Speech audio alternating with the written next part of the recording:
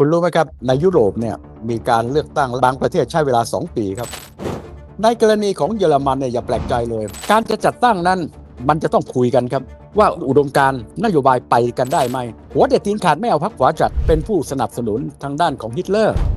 ตอนนี้รวมกันคุยกัน2 เดือนกว่าเรียบร้อยแล้วครับเป็นแห่งแรกก็ว่าได้2 พรรคใหญ่สามารถรวมกันจัดตั้งรัฐบาลได้เพราะฉะนั้นมองจากไทยเนี่ยน่าแปลกใจไม่มีอุดมการณ์แล้วครับเป็นกลุ่มผลประโยชน์เพราะกลุ่มผลประโยชน์นี่คุยกันง่ายมากเลยโอเคแบ่งผลประโยชน์ก็จบแล้ว